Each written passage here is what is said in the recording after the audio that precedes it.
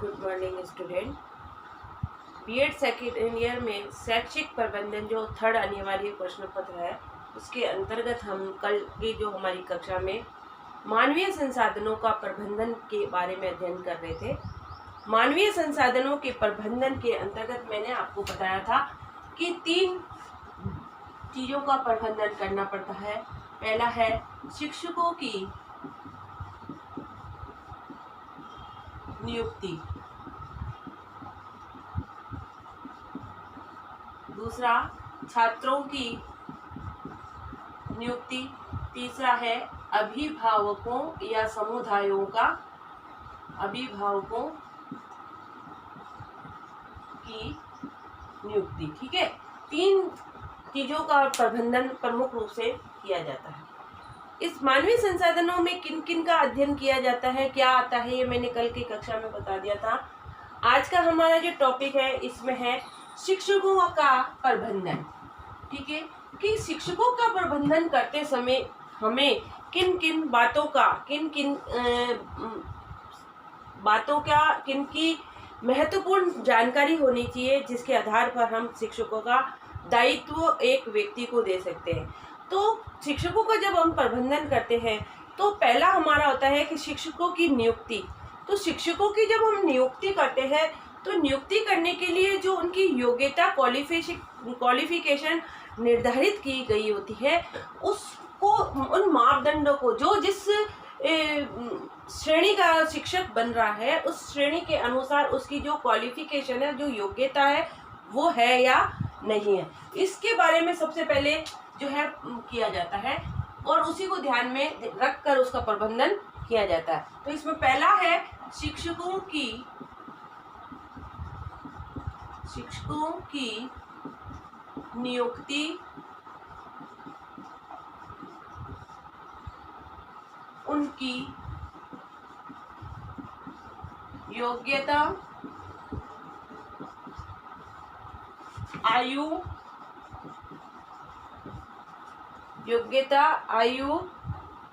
क्षमता आदि को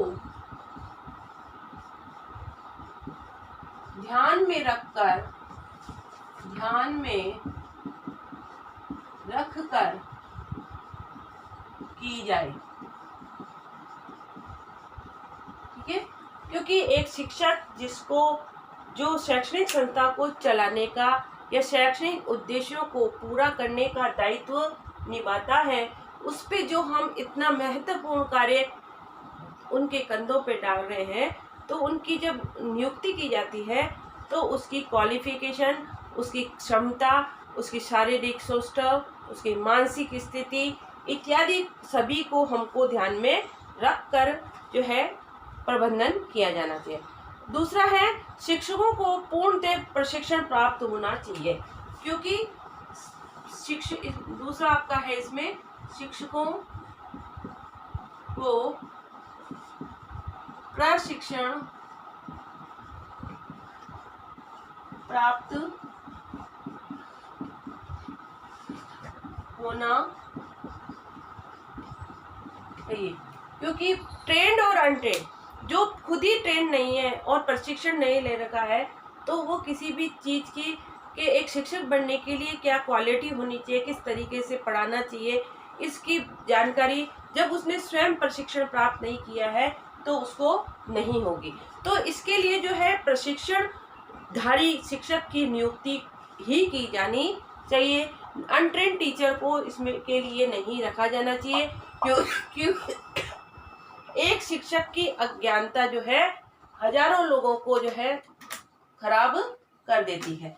इसलिए एक शिक्षक जो योग्य तभी होगा जब वो काम कर सकेगा। तीसरा है शिक्षकों को समय समय पर सेवारत प्रशिक्षण, शिक्षकों को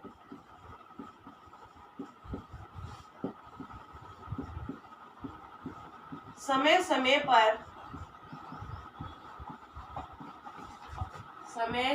पर सेवारत प्रशिक्षण की व्यवस्था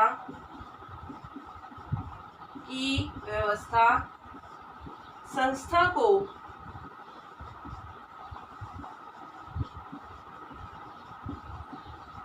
करनी,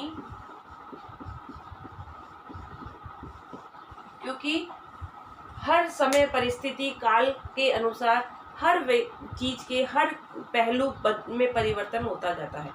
तो जब शिक्षक ने प्रशिक्षण प्राप्त किया था उस समय जो मापदंड थे उसके आधार पर उसने प्रशिक्षण के में नई नई बातों को सीखा था। धीरे धीरे समय के अनुसार परिवर्तन होता है। अभी जैसे वैश्विक महामारी के दौर में ऑनलाइन टीचिंग का समय आ गया है, तो ऑनलाइन टीचिंग का प्रशिक्षण शिक्षक को यदि पूर्व में ही अच्छी तरह होता तो वो टेक्नोलॉजी को अच्छे से जान सकता।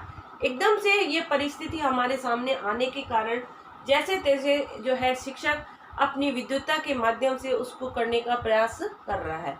अब जब हम इस चीज को जान चुके हैं, समझ चुके हैं, तो अब हम इसके बारे में अच्छे से हम उसको जो है कार्य में ले सकते हैं। नेक्स्ट है शिक्षकों को उनकी रुचि और योग्यता के अनुसार कार्य दिया जाए। चौथा है शिक्षकों को उनकी रुचि और योग्यता के अनुसार, जो जिस विषय में शिक्षकों को रुचि है उसके अनुसार जो है कार्य दिया जाए, ताकि वो उसको इंटरेस्ट लेके काम करने की कोशिश करें। शिक्षकों को रुचि एवं योग्यता के आधार पर कार्य दिया जाए, क्योंकि बिना इंटरेस्ट के जब हम कोई काम करते हैं तो उसमें हमको कोई भी रुचि नहीं आती है। पांचवा है शिक्षकों में विद्यालय के प्रति पूर्ण समर्पण की भावना का विकास किया जाए, जिससे विद्यालय का उत्थान हो। कि समर्पित भावना, समर्पण की भावना शिक्षकों में भरी जाए। देखिए, समर्पण की भावना से यहाँ तात्पर्य कि एक तरफ से समर्पण कभी नहीं होता है। संस्था भी शिक्षकों के लिए ऐसी योजनाएं जो उनके भविष्य को सिक्योर करे या भविष्य को निर्धारित करे।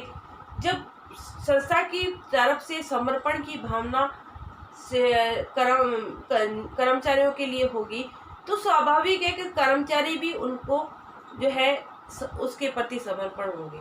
जब दोनों की समर्पण की भावना का सामंजस्य होगा या तालमेल होगा, तब जो है एक कार्य सुरुचि से या अच्छी तरह से संपन्न होने का प्रयास करता है। इसलिए जो है शिक्षकों में समर्पण की भावना होनी चाहिए और संस्था प्रधान या संस्था का भी एक दायित्व बनता है। नेक्स्ट है शिक्षकों की समस्याओं के प्रति प्रबंध। जो छठा है शिक्षकों की समस्याओं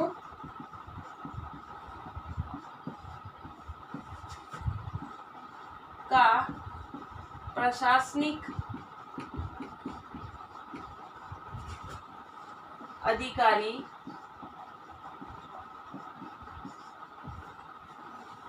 तुरंत हल निकाले।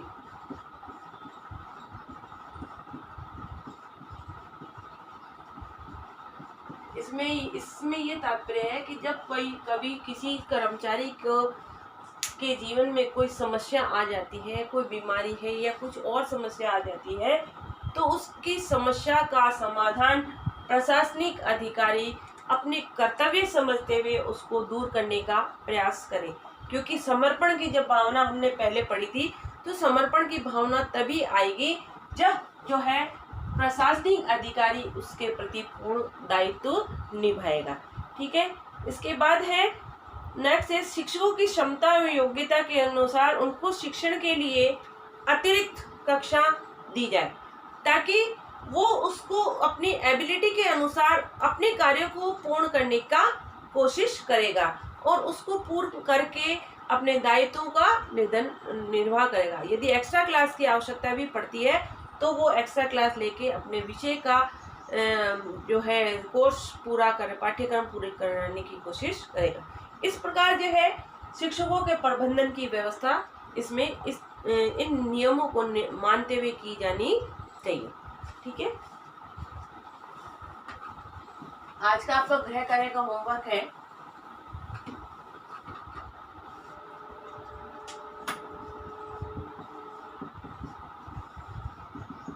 मानवीय संसाधन में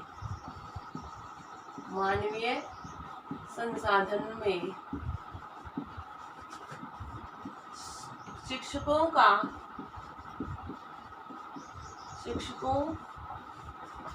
के प्रबंधन व्यवस्था को समझाइए।